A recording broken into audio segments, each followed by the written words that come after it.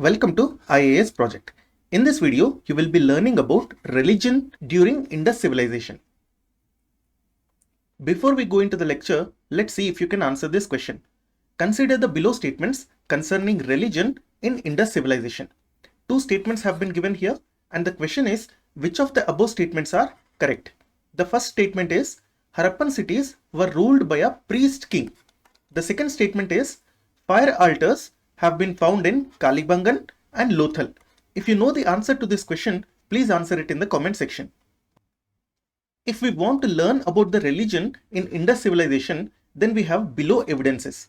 They are nothing but the great bath that we have found in Mohenjo-daro city, fire altars that we have found in Lothal and Kalibangan, many number of mother goddess terracotta figurines that we have found in various Harappan settlements and Harappan cities, the bearded priest statue or the priest king statue that we have found from Mohenjo-daro. Also, many of the Harappan seals that have religious motifs, for example, plant and animal motifs on them, and also some Harappan seals like Pashupati seal, unicorn seal, and a seal where we can see a deity fighting tigers. Such kind of seals are also evidences of religion in Indus Civilization. Moreover, we have also found carved and polished stones which resemble linga or lingam that many Hindus worship today. At the same time, we must note that Harappan cities did not have any temples or monuments. Even if they did exist, we did not find any certain evidence regarding temples and monuments. So you must please keep this in mind because these aspects are actually related to organized religion. So as far as religion in Indus Civilization is concerned, we cannot comment on whether the religion was organized or not. Now let's talk about all of these aspects one by one. The first evidence of religion in Indus Civilization is none other than the Great Bath that we have found in Mohenjo-daro. You can see the picture of Great Bath here. It is basically a kind of pond or pool. The size of this Great Bath in Mohenjo-daro was nearly 12 meters by 7 meters by 2.4 meters. So 2.4 meters is basically the depth and 12 meters is length and 7 meters is width. You don't need to remember this size, but however, if you want to have a reference, I can give you the example of badminton court. The approximate size of badminton court is 13 meters by 6 meters. So roughly, the Great Bath of Mohenjo-daro corresponds to today's badminton court. This Great Bath construction was lined with bricks and also it was coated with plaster and made watertight by a layer of natural tar. Natural tar is nothing but bitumen. In our previous video, we have learned that Harappans got bitumen from Balochistan as well as Mesopotamia. So this is basically how they used bitumen. So we can appreciate the engineering marvel of Harappan civilization people because almost 4000 to 5000 years ago, they were able to make a large structure by lining it with bricks and coating it with plaster, and above that, they also made it watertight with a layer of natural tar coat. The Great Bath also has steps leading down to it from both sides. Here in this picture, you can see steps here as well as steps here. So people were able to enter this pool using these steps on either side of the pool. Moreover, the Great Bath also had rooms on all sides. In this picture, you can see small evidences of rooms here. The water into the Great Bath mainly came from a nearby well. Now, what is the significance of Great Bath? Great Bath was probably used in ritualistic baths, and those ritualistic baths were mainly performed during special occasions like let's say some festivals or some kind of worship. Moreover, the evidence of Great Bath in Mohenjo-daro mainly shows the importance of water purification ritual. So from this we can infer that water was very sacred to them, and after such purification bath, now they were ready for whatever ritual has to be done next. You must observe here that even today in Hindu culture, we have such kind of purification ritual or water purification rituals. Let me give you an example. We all know about Kumbh Mela. Kumbh Mela is basically a ritual bath. People go to the sacred rivers and they take a holy dip, and the devotees believe that such kind of purification ritual takes away their sins. Let me ask you art and culture question here. What are the 4 important rivers where Kumbh Mela is held? If you know the answer to this question, please answer in the comment section. The next aspect of religion in Indus civilization is the finding of fire altars at Kalibangan and Lothal.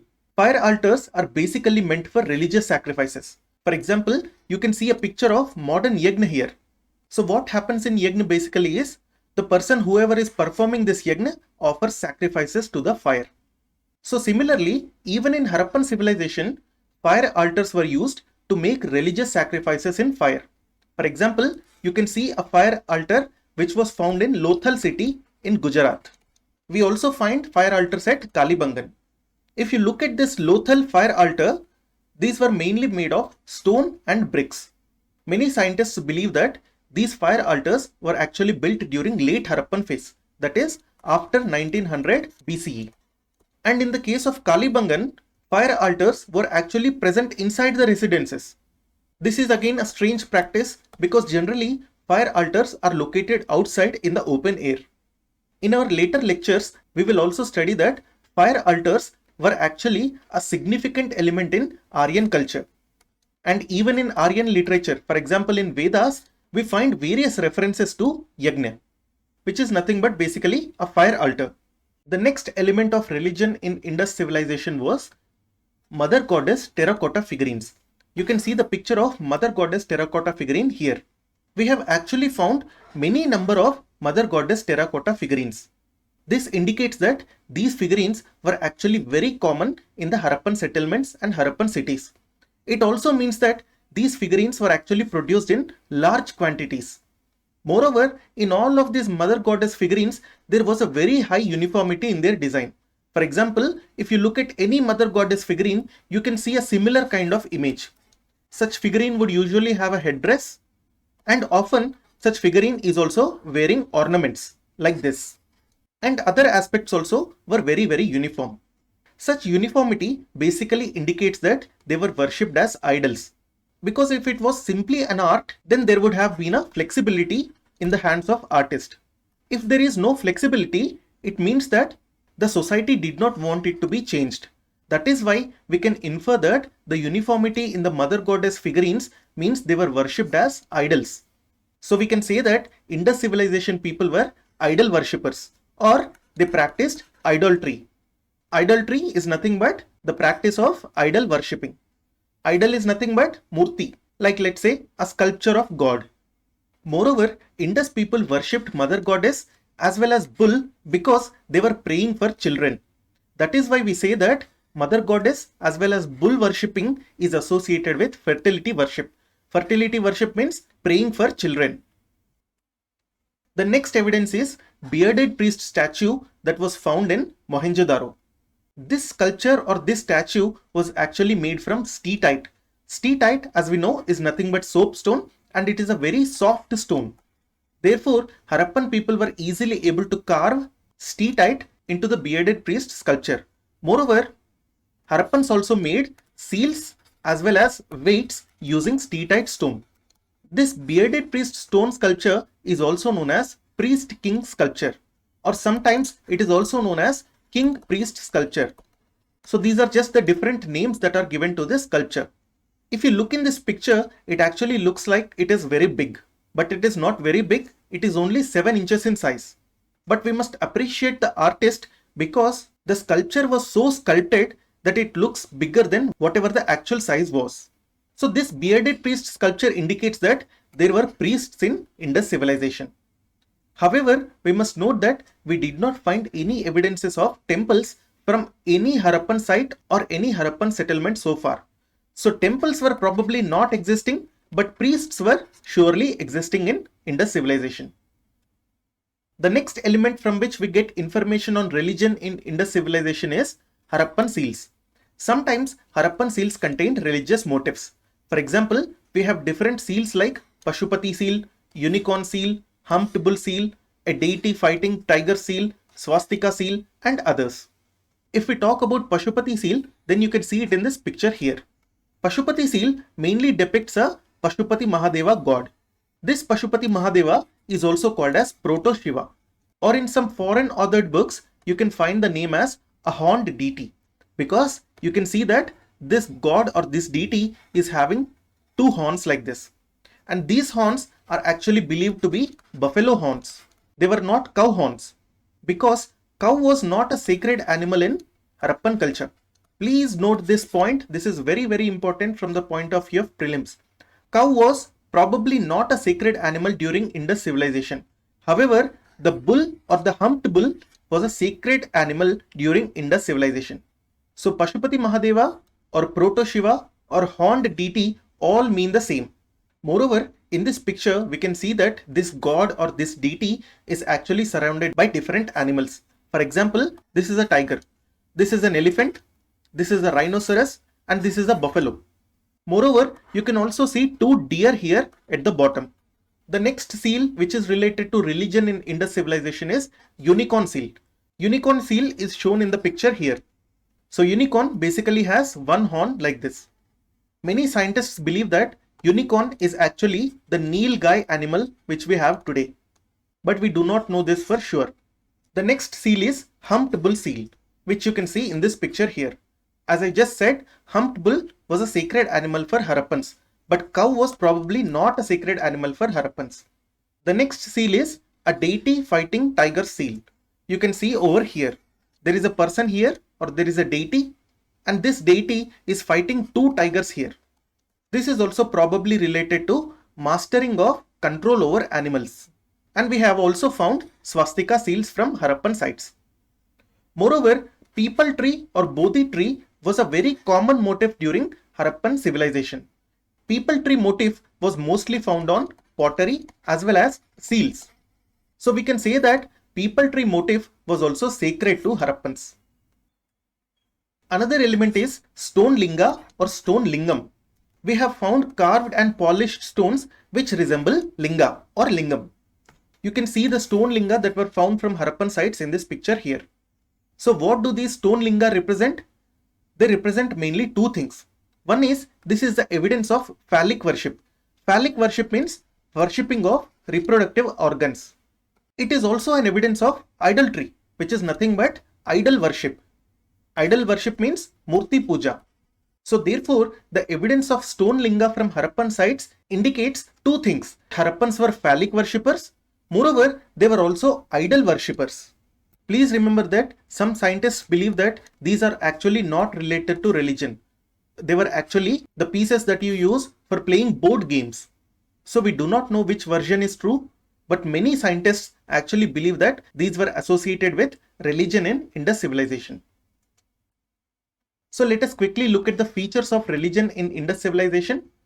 The Indus society or the Harappan society was probably a secular society, because we did not find any religious structures. For example, like temples or monuments to gods. Such kind of temples and monuments were actually present in Egypt as well as Mesopotamia. But this is not the case in Indus civilization. Indus civilization did not have any temples and did not have any religious monuments.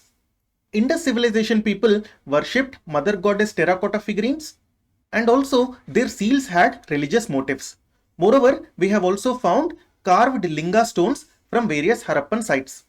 All these indicate that they were mainly idol worshippers, or they were practicing idolatry. Some of the religious symbols in Indus civilization are Pashupati Deva or Proto Shiva, or you can also call this as horned deity. Other religious symbols include mother goddess figurines, peepal tree is also called as bodhi tree, and animals like humped bull and unicorn. So we can say that both trees and animals were worshipped by Harappan people. Moreover, carved linga stones that we found from Harappan sites actually indicates phallic worship. Phallic worship is nothing but worship of reproductive organs. However, since temples did not exist, these carved linga stones were not placed in any temples. Harappan people also wore amulets around their neck. Amulets, as we have stated, that they're basically charm necklaces. And these were worn mainly to ward away ghosts and spirits. The last point is very, very important. In case of Mesopotamia as well as Egypt, the king or the ruler was also the head priest. So that is why in ancient Mesopotamia and in ancient Egypt, the king was also called as the priest king or the king priest, because the king performed two roles. One is that of the king and the other is that of being the head priest. The head priest actually means that he is directly below the god. So the priest kings existed in ancient Mesopotamia and ancient Egypt. But we did not find any evidence of priest king in Harappan culture. Yes, we have found a priest king sculpture, but we do not know that it was a priest king.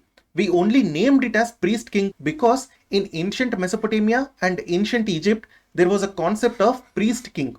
But in Harappan culture, there were no priest kings. So we can say that bearded priest sculpture should not be ideally called as priest king because priest kings did not exist in Harappan culture. So this means that priests did not rule Harappan cities. So let me summarize this very quickly. Priest kings were existing in ancient Mesopotamia and ancient Egypt, but priest kings did not exist in Harappan culture. That is why we can say that Harappan cities were not ruled by priests. So if priests or priest kings did not rule Harappan cities, the question is, who ruled Harappan cities? You will learn about that in our next lecture. If you like this video, please subscribe.